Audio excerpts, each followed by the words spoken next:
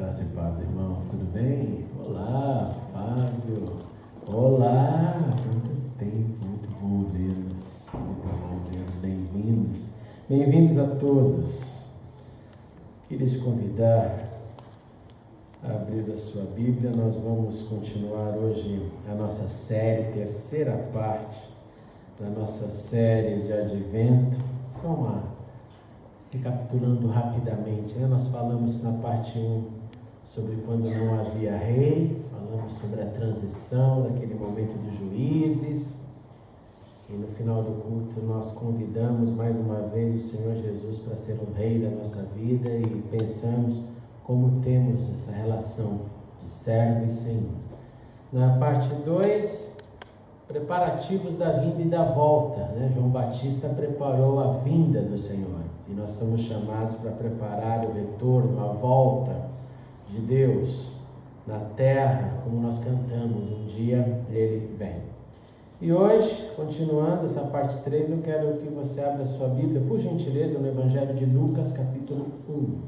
Se puder baixar o meu retorno um pouco, que está quase dando uma microfonia. Lucas 2, verso 1, nós vamos ler até o verso 6. É aquela famosa narrativa do nascimento. Lucas 2, 1 a 6. Diz o texto assim: Naqueles dias saiu um decreto da parte de César Augusto para que o mundo inteiro fosse recenseado. Esse primeiro recenseamento foi feito quando Quirino era governador da Síria. Todos iam alistar-se, cada um na sua cidade. José também foi da cidade de Nazaré, da Galiléia, à cidade de Davi, chamada Belém, na Judéia, porque era da linhagem e da família de Davi, para alistar-se com Maria, que estava grávida e comprometida com ele. Enquanto estavam lá, chegou o tempo de dar à luz. Somente até aí. Oremos uma vez mais. Pai, obrigado, porque podemos nesta noite estar nesse lugar quente, abrigado, cuidados por Ti, e gozando da liberdade. Muito obrigado por isso. Agora dá-nos da Tua bênção para continuarmos essas reflexões em antecipação à celebração do nascimento do Seu Filho.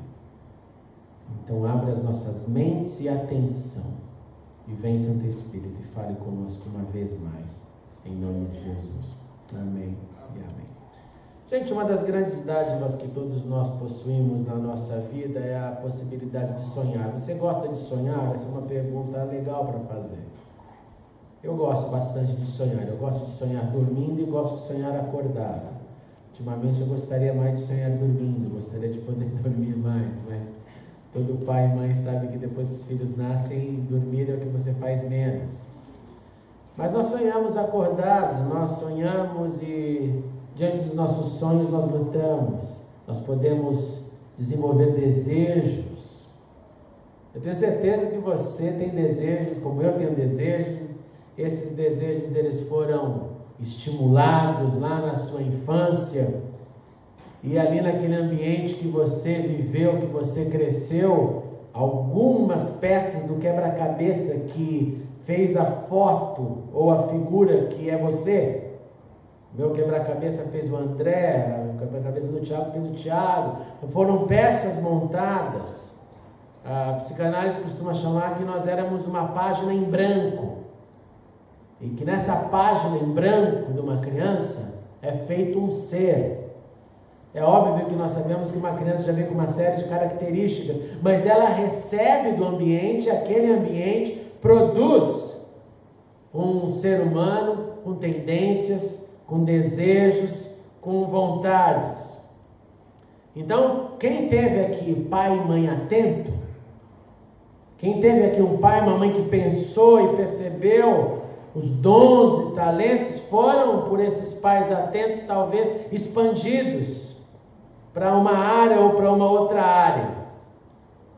Eu confesso para vocês que quando eu converso com as pessoas da minha geração, às vezes eu tenho assim uma percepção de que a minha geração, quem está agora nos 40 para cima, talvez não tenha tido todos os estímulos, porque em muitos casos os pais dessa geração, dependendo da localização que vieram do Brasil, vieram de um mundo ainda menor do que o nosso, com menos capacitação, com menos formação, e consequentemente você recebeu aquilo que os seus pais podiam dar. Eu recebi aquilo que meus pais podiam dar. É assim que funciona na vida.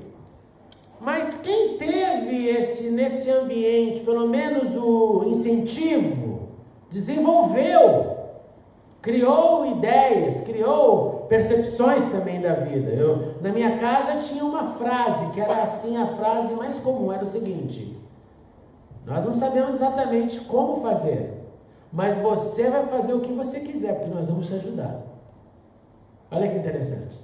Significava isso, meus pais e minha mãe não tinham uma formação, mas eles tinham desejo, falaram, o que você desejar fazer, nós vamos fazer por você, para que você nunca fale que você deixou de ser isso ou aquilo porque não teve ajuda.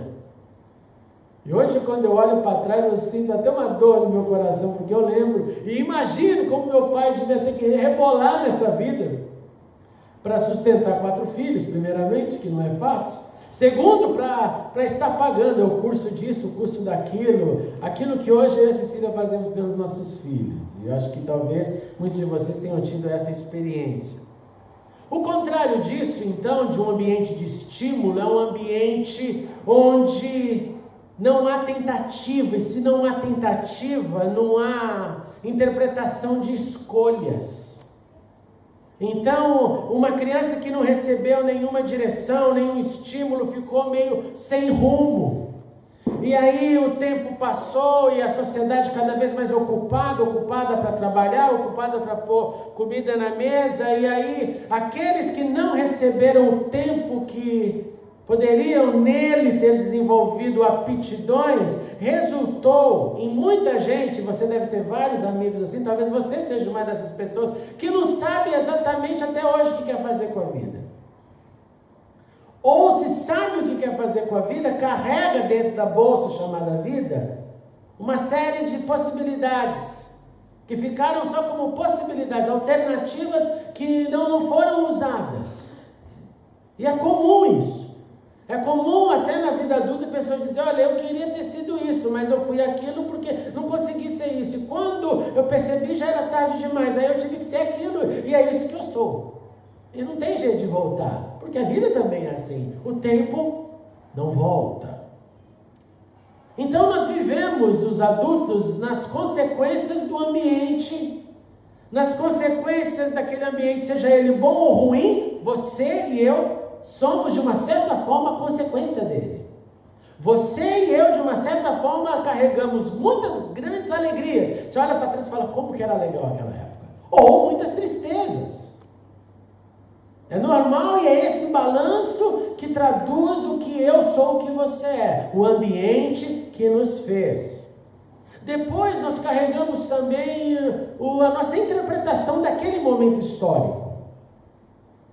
Se você brincou na rua, por exemplo, você carrega sinais de liberdade na sua mente. Eu brincava na rua, saía, brincava com os meninos, jogava bola, pulava no morro. E alguém sempre vinha com uma brincadeira nova que descobriu um buraco no bairro, onde todo mundo podia ir lá e brincar, era uma árvore para subir.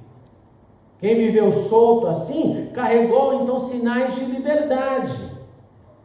E tudo isso, o ambiente e interpretação de sinais e de contexto, traz para o ser humano um destino. E destino aqui eu uso como simplesmente a posição atual que você se encontra. Não o destino da vida. Não. O local, o momento que você se encontra. Então deixa eu definir um pouquinho mais, para você descer a fundo comigo nessa história. O ambiente engloba tudo o que você viveu. O ambiente engloba todas as influências que você recebeu da geografia do lugar que você vivia, do lugar que você cresceu. Você não carrega ela com você? A geografia da onde você cresceu? Você carrega, está aí dentro de você. O sol, o frio, a pobreza, a riqueza, a luta, você carrega isso. Você carrega também na sua memória, no seu ambiente, a influência das pessoas, a influência da família, a influência da escola, a influência do bom professor que você teve e fala, aquele professor foi legal, aquele professor me fez pensar.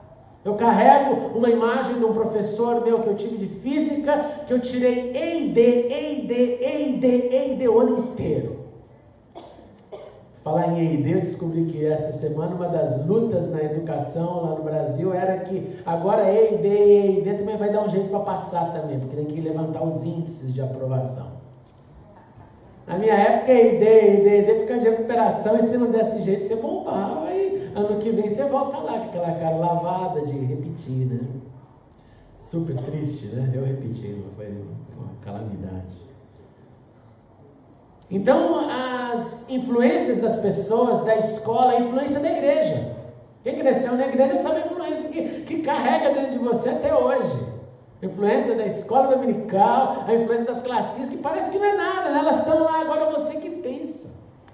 Está formando, está desenvolvendo temor a Deus. Para mais tarde, quando alguém chegar, que Deus nada, pessoal, não é assim não.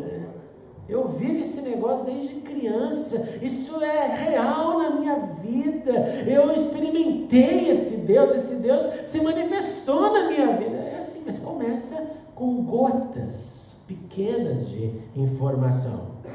Então, o ambiente foi o primeiro lugar nessa formação. Segundo, como eu disse, a interpretação dos sinais, que tem a ver com a nossa reação diante dos eventos, dos contextos que enfrentamos. Essa semana, muito foi falado no Brasil sobre ditadura. Sei você que acompanha as notícias, essa semana foi feita a entrega do relatório final da Comissão Nacional de Verdade.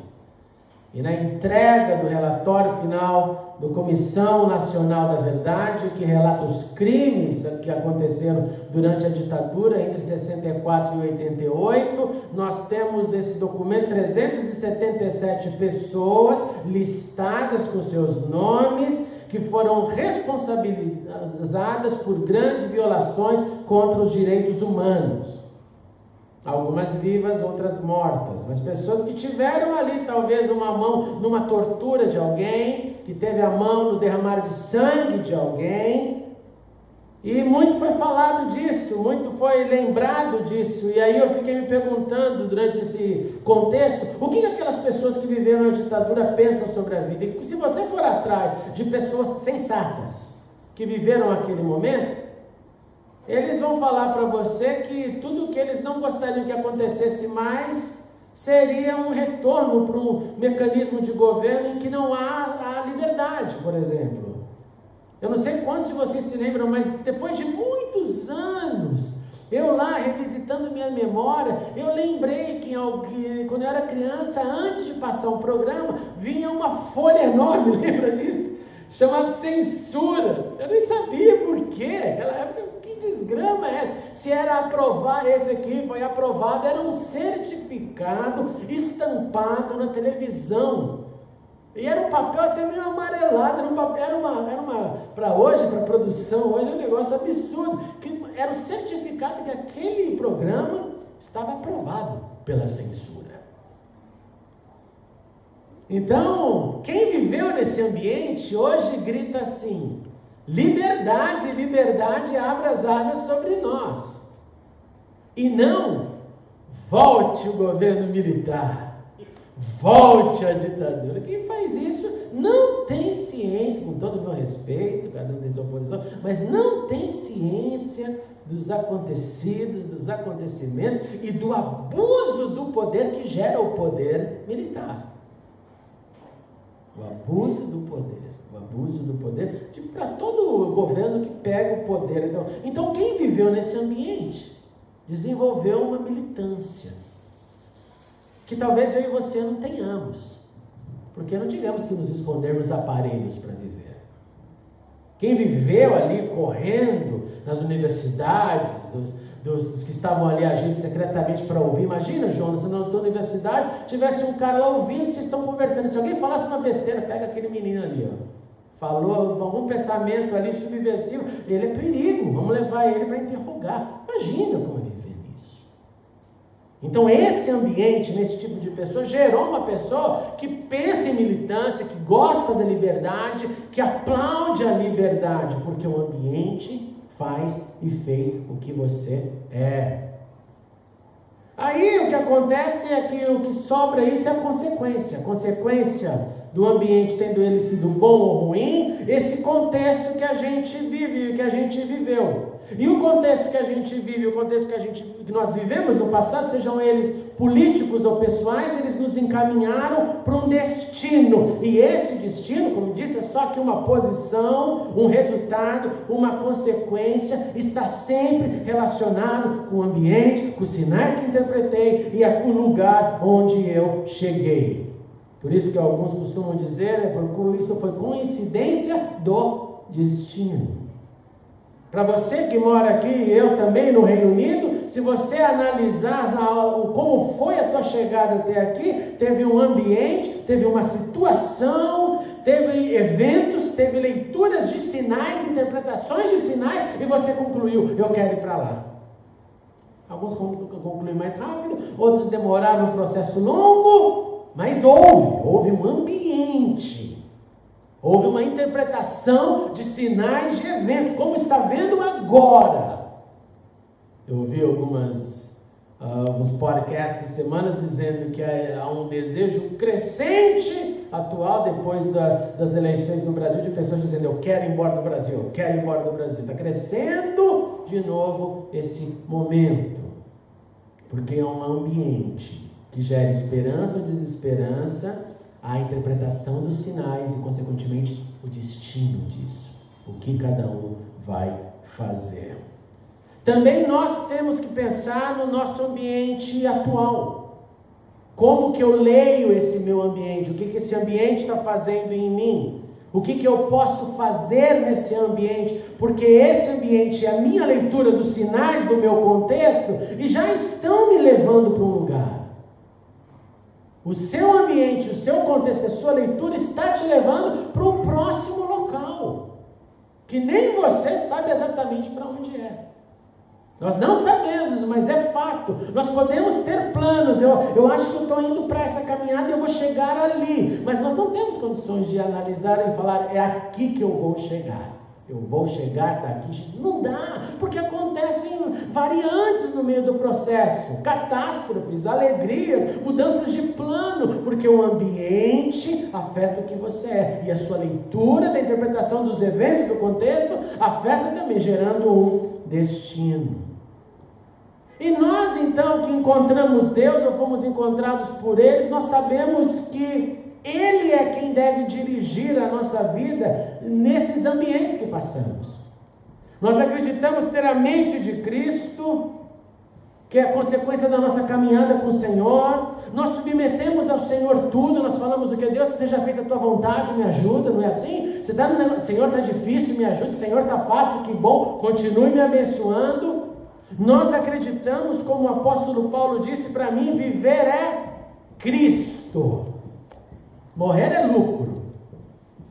Morrer é lucro. Acho fantástico isso. Viver é Cristo que dirige a minha vida. E se eu morrer é lucro, eu vou mais rápido para a glória. Se nós internalizarmos isso, nós vamos chorar menos nos funerais. Morrer é lucro. É um drama. É só uma passagem. Então nós nos submetemos ao Senhor. Nós pedimos ao Senhor, Senhor, tudo bem, tem um ambiente, tem interpretação de sinais, mas eu te peço que seja feita a sua vontade e me ajude a discernir os sinais que estão ao meu redor, porque eles me levarão para um destino. Com isso em mente, você acaba de interpretar o texto que lemos, porque o texto que lemos fala de José e Maria, que foram levados para Belém por causa de um decreto. José e Maria, que foram levados por um decreto publicado pelo primeiro imperador romano que existiu, César Augusto. Data de César é do ano 31 a.C. a 14 depois de Cristo, o momento dele ali. César Augusto, que foi o responsável pela chamada paz romana, aquele que tentou trazer estabilidade para o governo, que havia expandido o Império Romano no mundo, em várias localizações. E José e Maria vivendo no seu ambiente de Nazaré, cidade calma, pacata, sinagoga pequena, porque não tem muita gente para frequentar, um vilarejo ali, pessoas simples, mas pessoas religiosas, pessoas que acreditavam em Deus e queriam servir a Deus. Um imperador do outro lado, não ali na sua vizinhança, mas lá em Roma, decreta: eu quero saber o número dos cidadãos do meu império. Número 1, para que homens não fujam do serviço militar. Claro que está falando dos cidadãos romanos. Número 2, para que eu tenha controle dos demais na cobrança dos impostos. Eu promulgo esse recenseamento e as pessoas vão ter que sair da onde estão. O ambiente não vai ser aquele, você vai ter que ser tirado do seu ambiente por causa do meu decreto. E você viu no texto que nós lemos que ele disse que era para o mundo, que o mundo inteiro fosse recenseado. Para você ter uma ideia da extensão, do tamanho do negócio. Então, se o imperador de Roma, que é um imperador também das províncias de Roma, que tem províncias em várias partes do globo, decreta: você tem que se recensear na sua cidade natal, é onde o seu título de eleitor está cadastrado, você precisa ir para lá. Você vai sair do seu ambiente, e se você tiver bom senso, você vai interpretar esse sinal de maneira positiva, porque senão a gente mata você. A pressão era essa. Ninguém pode dizer: eu não vou, eu não quero, eu vou quebrar essa lei. Ia durar pouco, porque era um decreto do imperador. Então, ele sai da sua casa e vai para Belém. E qual que é o ambiente? O ambiente é ruim, gente. O ambiente é de ocupação romana. O ambiente de você viver na sua terra e ter um estrangeiro controlando a sua terra. É de ter um governo estrangeiro dizendo: eu que mando ali agora. Vocês pagam para mim. É um ambiente de uma cultura que não é mais a cultura do povo. É a cultura helênica. Então, eu não tenho um governo local que seja o manda-chuva final. Tem alguns colocados ali nas províncias, como Herodes, por exemplo. Mas quem manda é o imperador. Então, o que ele decidir, todo mundo vai pagar o pato. Você tem, então, uma cultura que não é sua.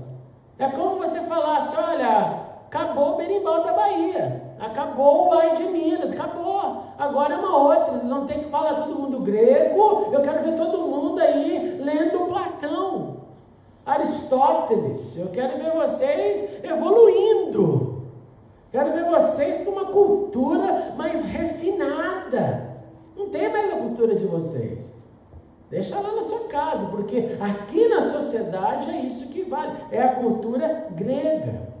Então o povo não tinha mais o seu governo, o seu modelo de poder, de legislação, eles estavam com a outra cultura, variados credos, paganismo acontecendo. Quer que eu te dê um número? Um dos deuses da época relacionado à cura, no Império Romano, tinha cerca de 400 templos de cura pagã. Você consegue imaginar isso? Era um lugar que todo mundo estava com a perna quebrada, vai lá, porque lá é o Deus da cura, ele vai te curar. Ele vai te curar. 400 só desse Deus. Agora nós temos lá uma infinidade de deuses. Então esse é o contexto. Nesse contexto, cada um interpreta o sinal que quer. Um fala, eu estou com esses deuses. Ele até me curou lá um dia, eu estava doente, fui curado. O outro fala, não estou com Deus nenhum, eu estou com César. César é meu Deus. Eu estou com o imperador, porque se ele mandar, ele mata, desmata, ele faz o que ele quiser, eu estou com o imperador. Um outro vai falar, não, eu sou do povo hebreu, eu estou com o Deus de Israel. E eu aguento as consequências de estar com o Deus de Israel. Consequências de perseguição, consequências de problema, porque no interno também não está legal, e assim eu vivo. Então esse é o contexto ali que está acontecendo.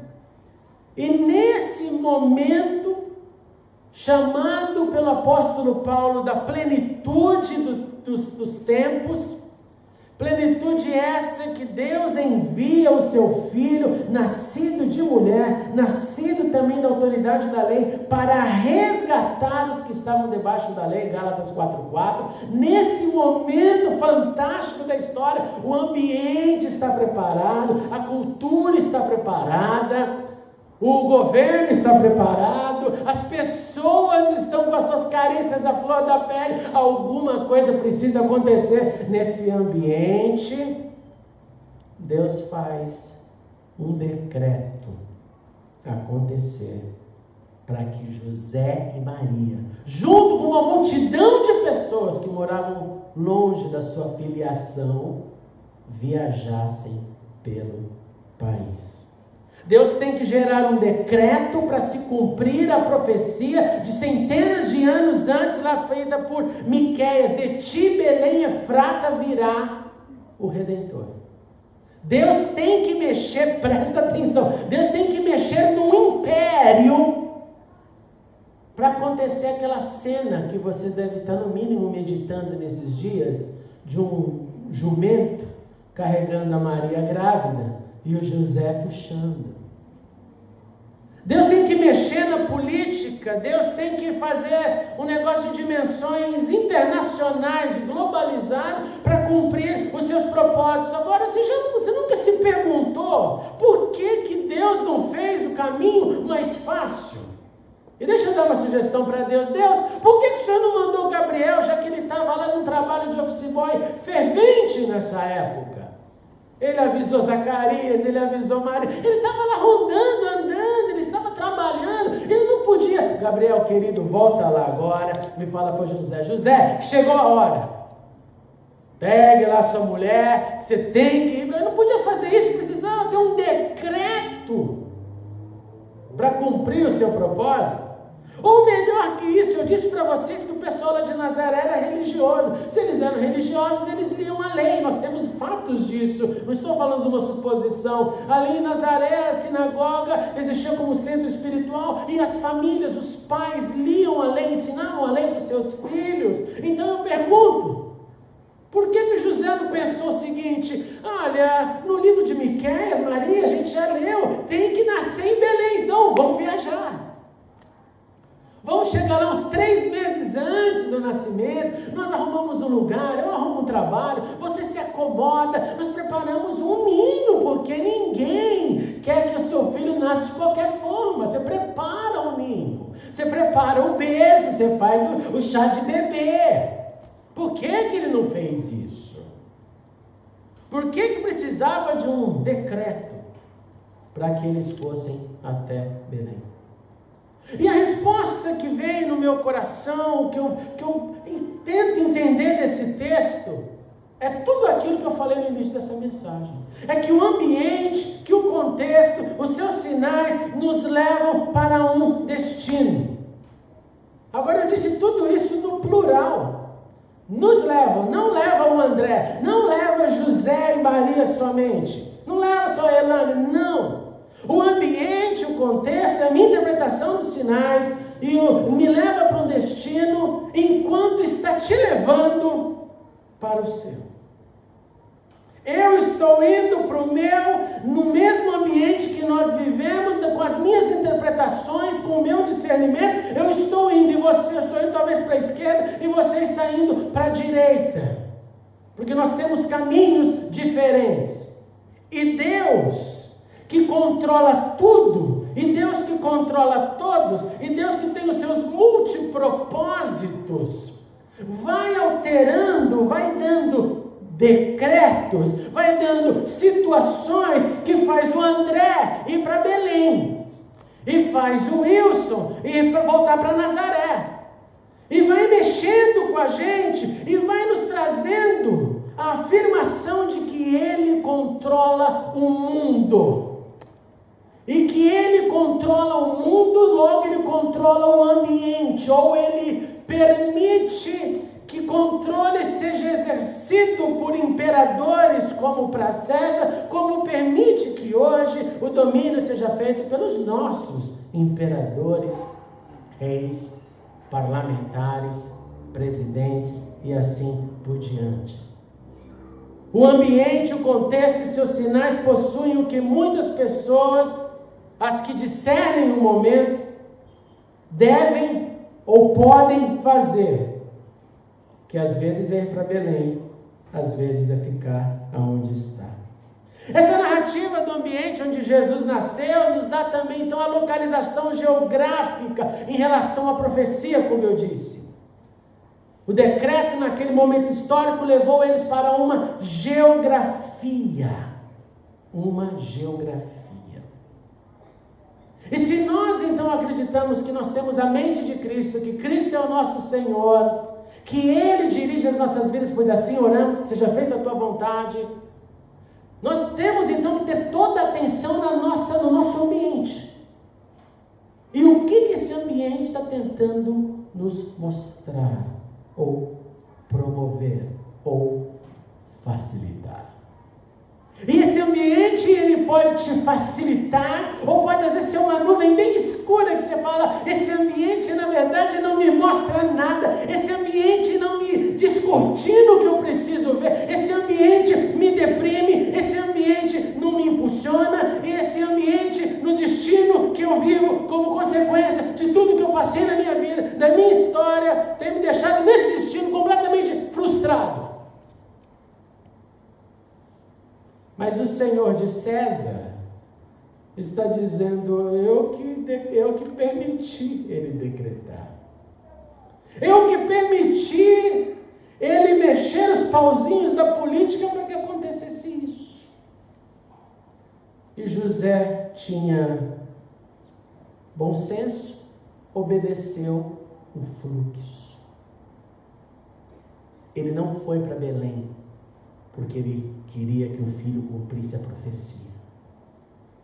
Ele foi para Belém porque ele interpretou os sinais do seu ambiente. Pergunto também, então, no que o nosso ambiente, o ambiente da tua espiritualidade, o ambiente da sua caminhada com Deus, esteja fazendo com você e comigo. O que o ouvir a palavra de Deus, o meditar nela, o refletir nela, tem levado você a viajar, a permanecer, a desenvolver, a crescer, a enfrentar os dramas da vida? O que esse ambiente eclesiástico faz a gente fazer? O que esse ambiente gera no meu coração, que eu paro e falo, Senhor, esse ambiente tem contribuído para mim assim, porque eu tenho interpretado os sinais e tenho ouvido. Porque se os sinais estão lá dentro do ambiente, eu louvo a Deus, eu e Edu fazemos muito isso aqui, né? Uma hora é você, outra hora é eu falar, obrigado por este local. Como eu mandei para vocês na mensagem da semana, imaginar gente construindo presépio no meio de um campo de refugiados no norte do Iraque. Quando eu penso nisso, e hoje a gente chegou aqui assim, olha, com árvore, né? Total liberdade. Aí dá para a gente parar para pensar na diferença. Se nessa época nós estivéssemos nos reunido, imagine a cena como tantos cristãos lá no norte do Iraque, fazendo o seu presépio numa cabana, num frio danado, mas escrevendo nessa cabana presépio, Jesus nasceu. E aquele contexto para aquelas pessoas, aquele ambiente, eu te garanto, talvez eles estejam com o coração mais aquecido do que nós. Porque o conforto é que esfria. O conforto é um inimigo desgraçado. O conforto faz todo mundo se sentir com a falsa alegria do conforto. Não, está tudo bem. E o desconforto nos faz parar para pensar no que realmente vale a pena.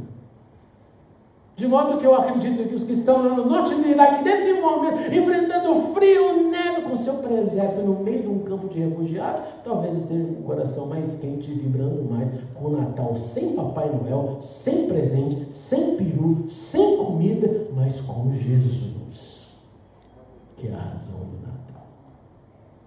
Então, meus irmãos e irmãs, se você não prestar atenção no que você pode fazer de hoje para frente, você vai ficar aonde está, que é o resultado do passado para o seu presente.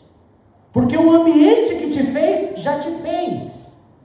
E você já está aonde está por consequência do ambiente, da interpretação dos sinais, das suas decisões, dos seus desejos, que te trouxeram até a Inglaterra. E te trouxeram por vários caminhos na vida. Mas o que você faz, ou o que você fará de agora para depois, é consequência da sua leitura desse ambiente que Deus te deu. O ambiente, os sinais levaram Maria a ter seu filho num estábulo, num local que nenhum pai, nenhuma mãe escolheria para o seu filho nascer. Eu não consigo imaginar isso. José no caminho, e quando terminamos a narrativa, e chegando em Belém, chegou o momento de ter o filho, ele falou, ideia, num estábulo, eu quero que meu filho nasça. Claro que não. E naquele momento não deve ter sido bonito como a foto do presépio de hoje. Não deve ter sido harmonioso. E quem já assistiu o parto, né, sabe que não é uma cena muito legal aquela hora, né? É sangue, ranger de dentes, gritos, orações, e dependendo da filiação, todos os deuses são invocados naquela hora.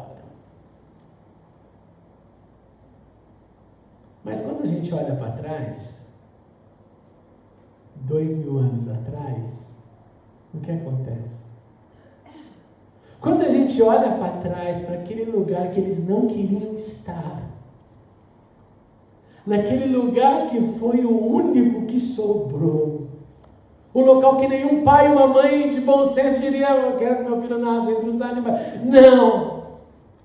Quando nós olhamos para trás, nós concluímos, o Deus que mandou César Augusto fazer um decreto, o Deus que coordena o mundo, o Deus que está acima de tudo, entronizado no trono, o Deus que fez com que o seu filho nascesse ali naquele lugar humilde, tinha uma mensagem para nos dar. E nós olhamos para Belém nas nossas visualizações mentais e regozijamos porque o nosso Deus nasceu no pior. Ele se fez servo. Ele não vem como produto da classe A. Ele vem como servo da humanidade. E aí nós olhamos e montamos nas nossas casas o presépio. Lá em casa tem um pequeno. E nós olhamos para Belém com amor. Mas isso é só do futuro para o passado. No passado, eu acho que José e Maria devem ter contado essa história muitas vezes. Você não sabe aonde meu filho nasceu. Nasceu no estábulo.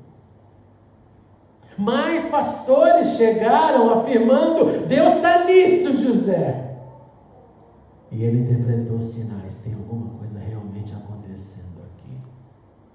E quando talvez tivesse a frieza, acho que coincidência, vem ainda os magos dizer, Deus está nisso, José. Nós chegamos um pouco depois com presentes, porque essa estrela está viajando faz muito tempo.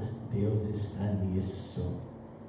E do futuro para o passado as coisas se tornam mais claras, mais belas, mais aceitáveis.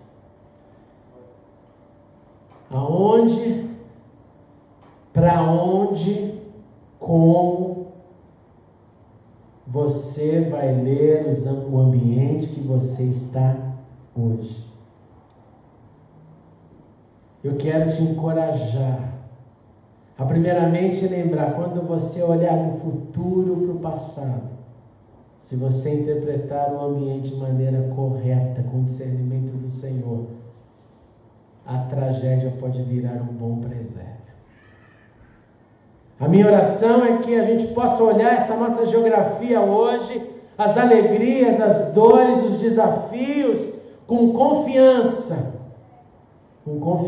que do futuro o presente fica mais claro, que do futuro o presente fica mais claro de quem interpretou corretamente os eventos do presente. Como você tem enfrentado o seu ambiente? Como você tem interpretado o teu contexto? E aonde você quer estar daqui aos próximos anos da sua vida? É a pergunta que eu quero deixar no seu coração. Vamos ficar de pé.